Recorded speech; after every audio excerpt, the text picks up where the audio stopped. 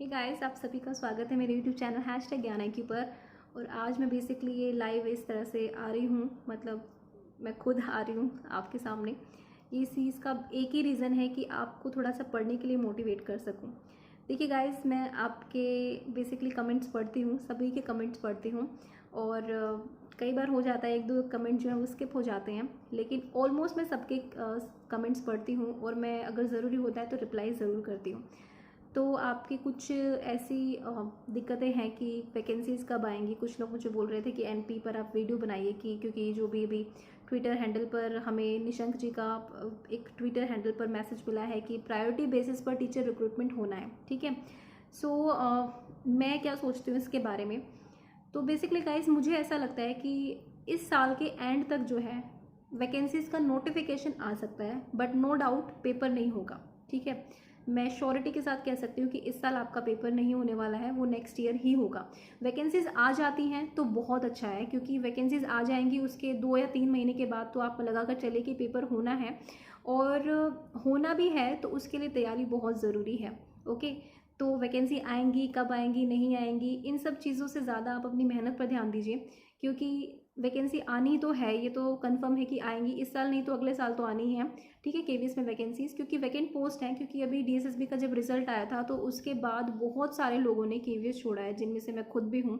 मैंने खुद केवीएस छोड़ा है। तो हो सकता है कि बहुत सारी वैकेंट पोस्ट हों। हालांकि अभी 999 कुछ करके वैकेंसीज पीआरटी की आई थी, अब उनमें से भी कितने लोग ज्वाइन करेंगे ये भी देखना होगा। और मुझे नहीं लगता कि बहुत ज़्यादा लोग हैं जो ज्वाइन करेंगे। ठीक है।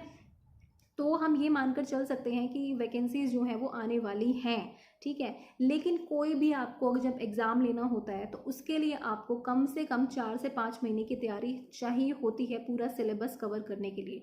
और सिलेबस सिर्फ कवर ही नहीं करना होता, आपको उसको पढ़ना भी होता है। ठीक है। अब पढ़ाई के लिए मोटिवेशन कहाँ से लाएं, क्योंकि वैकेंसीज का ना नोटिफिकेशन आया है। देखिए, जब वैकेंसी का नोटिफिकेशन आ जाता है ना, तो हमें लगता है कि चलो अब तो कुछ टारगेट है ज़िंदगी में, अब हमें करना ही करना है। लेकिन जब नोटिफिकेशन ना आए उसके बाद पढ़ें कैसे, उससे पहले मतलब कैसे पढ़ें, बहुत ही मुश्किल होता है। I can understand, totally understand your situation, क्योंकि मुझे लगता है कि आप लोगों को भी ये लगता होगा कि ठीक है ये वीडियो आ रही है, देख लेते हैं, बट वैकेंसी तो आई नहीं है तो पढ़े ही क्यों। ठीक है। अब पढ़ने का मोटिवेशन कहाँ से आता है। देखिए गाइज, मैं अब तक पढ़ाई कर रही हूँ, ये मैं अपना पर्सनल एक्सपीरियंस बता रही हूँ। ठीक है। केवीएस में थी पहले, केवीएस छोड़ दिया, एमसीडी में और डीएओई में दोनों में हो गया, फिर डीओई ज्वाइन किया। जो भी है XYZ, जो भी रीजंस रहे हैं इसके पीछे, तो ये इसीलिए हुआ क्योंकि मैं कंटिन्यूसली पढ़ाई कर रही थी। ठीक है। और ऐसा नहीं है कि मैं पूरा पूरा दिन लगातार पढ़ती हूँ। ठीक है। ऐसा कुछ भी नहीं है। अपना स्पेयर टाइम भी चाहिए होता है इंसान को, थोड़ा सा रिलैक्स होने के लिए, थोड़ा सा फ्री टाइम चाहिए होता है।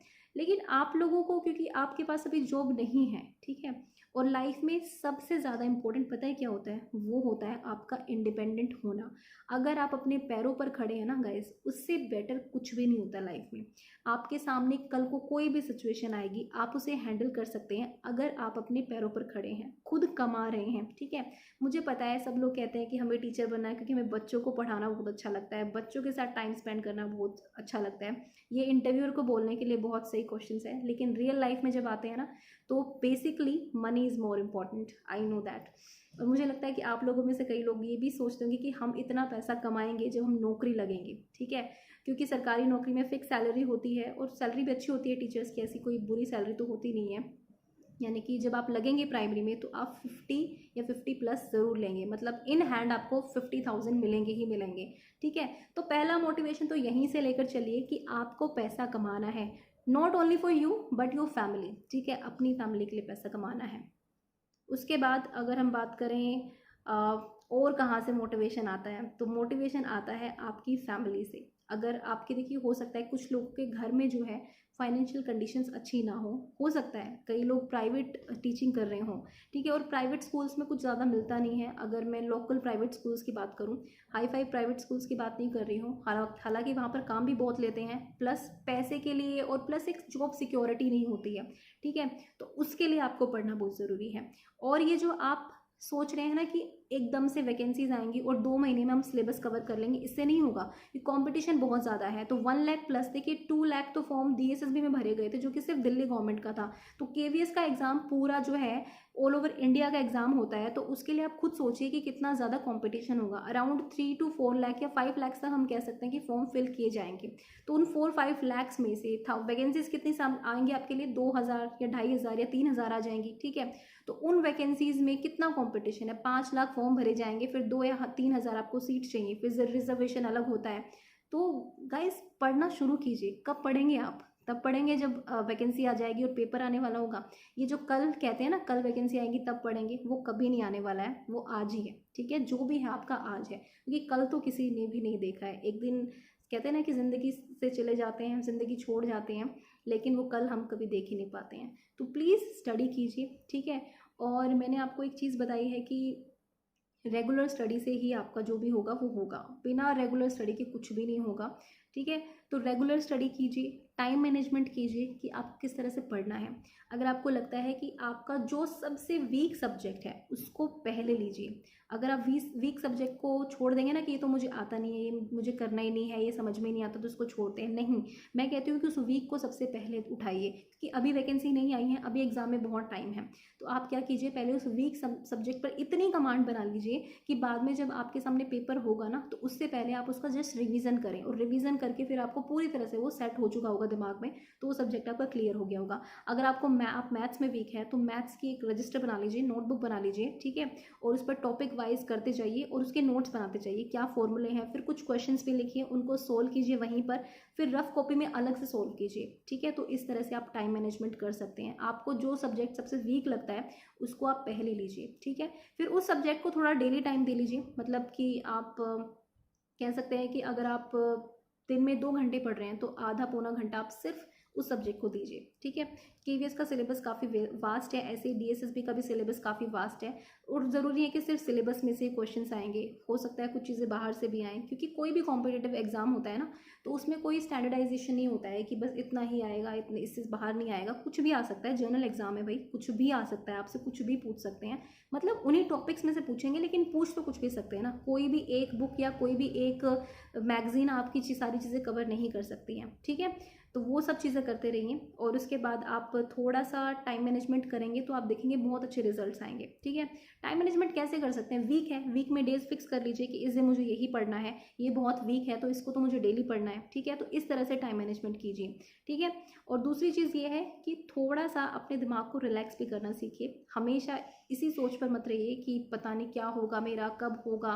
मुझे पता है कि जब नौकरी नहीं लगती है तो खुद के घर वाले भी ताने देना स्टार्ट कर देते हैं कि इतना बड़ा हो गया, इतनी बड़ी हो गई, इतना पढ़ रहे हो, कर क्या रहे हो, ठीक है, कुछ भी नहीं, अब तक नौकरी भी नहीं लगी है। ये सारी चीज़ें आपके सामने बार बार आएंगी, ठीक है। ध्यान मत दो, एक कान से सुनो एक कान से निकालो, बिल्कुल कह रही हूँ। क्योंकि अगर आप लोग मेहनत कर रहे हैं, आपको पता है कि आप हार्ड वर्क कर रहे हैं, अब भाई वैकेंसीज आ नहीं रही हैं या फिर हुआ नहीं सिलेक्शन, अगर हार्ड वर्क करके भी सिलेक्शन नहीं हुआ, गाइस दुख होता है, लेकिन थोड़ा सा सेटिस्फेक्शन भी होता है कि हमने पूरा ट्राई किया है। लेकिन अगर आप हार्ड वर्क ही नहीं कर रहे हैं और फिर आप रो रहे हैं कि हमारा तो हुआ ही नहीं है, हमारा सिलेक्शन ही नहीं हुआ, तो फिर कोई फ़ायदा नहीं, क्योंकि आप पढ़े ही नहीं, तो कोई फ़ायदा नहीं है उसके लिए रोने के लिए, ठीक है। और अगर आप लोग अभी से मेहनत स्टार्ट नहीं कर रहे हैं और बाद में आपका सिलेक्शन नहीं होगा, तो भी आपको रोने का कोई हक नहीं है, क्योंकि आपने तो पढ़ाई अभी से स्टार्ट की ही नहीं। आप तो सोच के बैठे हैं कि 2 महीने पहले ही पढ़ेंगे, तो ऐसा मत सोचिए please. Please I request you all कि अभी से पढ़ना शुरू कीजिए। भले ही शुरू में आधा घंटा पढ़िए, फिर पौना घंटा पढ़िए, फिर 1 घंटा 2 घंटा, इस तरह से कीजिए, लेकिन पढ़िए ज़रूर। पढ़ेंगे तभी आपको कुछ हो पाएगा, अदरवाइज़ नहीं हो पाएगा, ठीक है। और वही बात मैंने कही आपको कि पढ़ाई के लिए दिमाग सेट कर लीजिए, यहाँ पर ये चीज़ डाल लीजिए कि मुझे इंडिपेंडेंट बनना है, चाहे कुछ भी हो जाए, XYZ कोई भी रीज़न है, भाई मुझे इंडिपेंडेंट बनना है। इंडिपेंडेंट में मनी सबसे इंपॉर्टेंट फैक्टर इसलिए होता है क्योंकि अगर आपके पास पैसा है ना, उतना जितना आपको अपनी ज़िंदगी जीने के लिए चाहिए, तो वो आपको हार्ड वर्क से ही मिलेगा, ठीक है। तो आपकी जब जॉब लग जाएगी तो एक सैलरी, फिक्स सैलरी होगी, तो आप अपने पेरेंट्स के लिए भी कुछ कर सकते हैं, अपने छोटे भाई बहनों के लिए, हस्बैंड वाइफ के लिए भी, बच्चों के लिए भी आगे, ठीक है। तो लाइफ बहुत अच्छी हो जाएगी गाइस जॉब के बाद, ठीक है। आप देखेंगे कि आपको हर चीज़ के लिए किसी के सामने हाथ फैलाने की ज़रूरत नहीं पड़ेगी, बल्कि आप खुद कैपेबल होंगे किसी की हेल्प करने के लिए। और जब हम किसी की हेल्प करते हैं ना, चाहे वो फाइनेंशियली करें, चाहे सोशली करें या इकोनॉमिकली, जैसे भी आप हेल्प करते हैं, वो बहुत बेनिफिशियल होती है, उससे आपको खुद को सेटिस्फेक्शन मिलता है। तो ये जो मोटिवेशन है ना पढ़ाई का, ये यहीं से आएगा कि आपको खुद इंडिपेंडेंट बनना है, अकेले चलना है। फिलहाल ये जर्नी आपकी अकेली होगी, लेकिन जब आप आगे देखेंगे तो आप देखेंगे कितने सारे लोग आपके साथ जुड़ चुके होंगे, क्योंकि सक्सेस को सब लोग सेलिब्रेट करते हैं आपके साथ, लेकिन आपके फेलियर को सिर्फ आपको सहन करना पड़ता है, और वही दुनिया भर के ताने आपके साथ रह जाते हैं। तो इसीलिए मैं कह रही हूँ कि गाइस मेहनत कीजिए। KVS हो गया, DSSB हो गया, या फिर अगर आप कोई और एग्ज़ाम की भी तैयारी कर रहे हैं, सपोज आप साइड बाय साइड SSC भी निकालना चाहते हैं, तो प्लीज़ मेहनत करते रहिए, ठीक है।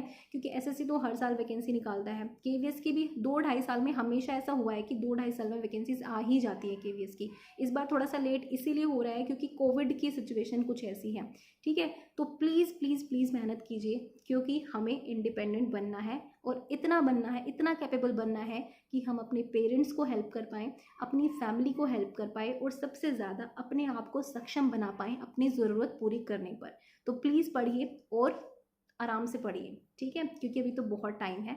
तो आराम से पढ़िए, लेकिन रेगुलर पढ़िए, ओके। आप रेगुलरिटी रखिए। अब थोड़ा सा मैं टाइम मैनेजमेंट की बात करूँगी उन लोगों के लिए जो प्राइवेट टीचिंग में हैं, या फिर जो हाउस वाइफ्स हैं, क्योंकि एक क्वेश्चन किसी ने किया था कि मैं हाउस वाइफ हूँ तो मैं कैसे टाइम मैनेजमेंट करूँ। तो देखिए, प्राइवेट जॉब में होना या हाउस वाइफ होना ऑलमोस्ट एक ही हो जाता है, क्योंकि आपको टाइम उतना ही मिल पाता है। अगर आप हाउस वाइफ हैं तो मैं आपको कहूँगी कि आप अर्ली मॉर्निंग में थोड़ा सा टाइम निकालिए, फिर दोपहर में थोड़ा सा टाइम निकालिए, और थोड़ा टाइम आप शाम को निकालिए। ज़रूरी नहीं है कि पूरा दिन पढ़ना है, सुबह 1 घंटा निकाल लीजिए। अगर आप 6 बजे उठ रहे हैं तो आप 5 बजे उठ जाइए, 5 से 6 पढ़ लीजिए, ठीक है। अगर आपके बच्चे भी हैं साथ में, तो आप दिन में बच्चों को सुलाकर या फिर रात में जब बच्चे सो जाते हैं उसके बाद थोड़ा टाइम निकालिए। देखिए, इतना पेन आपको लेना पड़ेगा, क्योंकि अगर हम ऐसे सोचते रहेंगे कि टाइम ही नहीं निकल रहा है, इतना काम होता है, ये होता है, वो होता है, तो फिर हो ही नहीं पाएगा, क्योंकि टाइम तो आप ही को निकालना पड़ेगा ना। देखिए, ये जो लोग कहते हैं ना कि टाइम ही नहीं है हमारे पास, ये सब मन का वहम है। अगर मेहनत करनी है तो टाइम तो निकालना ही पड़ेगा, वो तो हम खुद ही निकालेंगे ना, कोई और तो हमारे लिए आएगा नहीं। तो प्लीज़ अपना टाइम जो है वो निकालिए, मैनेजमेंट करिए उसकी। अपने दिन के एक ऐसे स्केड्यूल को चुन लीजिए जो आपको लगता है कि डिस्टर्बेंस सबसे कम होती है, ठीक है। मैंने वैसे पहले कहा था कि सुबह शाम की पढ़ाई अच्छी होती है, लेकिन कुछ लोगों का दिन में भी अच्छा सेट हो जाता है टारगेट सा, कि वो लोग पढ़ सकते हैं। जैसे कि दिन में जब सब लोग सो जाते हैं तो 1 या 2 घंटे आप वहाँ पे यूटिलाइज़ कर सकते हैं। नींद पूरी बस रात को कीजिए, लेकिन दिन में थोड़ा सा पढ़ाई के लिए टाइम निकाल लीजिए, ठीक है। फिर सुबह शाम, एक सुबह का टाइम ऐसा होता है जब सब सोए रहते हैं, सुबह 5 बजे के करीब या 4 बजे के करीब उठ जाइए। मेहनत लगेगी थोड़ा टाइम लगेगा फिक्स होने में, लेकिन वो हो जाएगा, ठीक है। तो वहाँ पर कर लीजिए। प्राइवेट जॉब वाले भी ऐसे ही करेंगे कि पहले स्टार्टिंग में टाइम निकालिए, ठीक है। उसके बाद जब आप स्कूल से आ जाते हैं, प्राइवेट जॉब अगर आप स्कूल की कर रहे हैं तो स्कूल से आने के बाद थोड़ा रेस्ट करने के बाद थोड़ा टाइम निकाल लीजिए।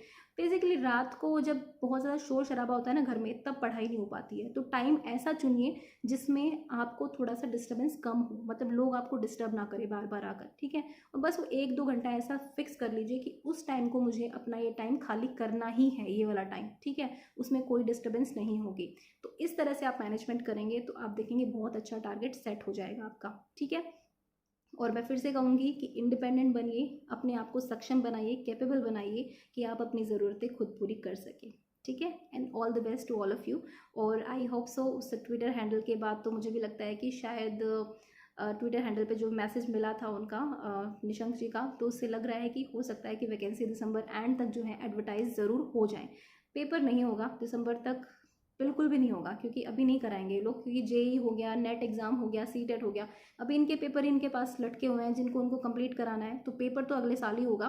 तो अब अगले साल कब होगा ये भी डिपेंड करता है, क्योंकि मार्च में आपका सेशन एंडिंग होता है, तो मार्च में एग्ज़ाम मुश्किल होता है, क्योंकि टीचर्स बिजी होते हैं और KVS संगठन भी बिजी होता है बोर्ड एग्जामिनेशन वगैरह में।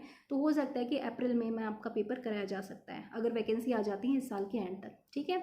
So all the best and do work hard. Thank you.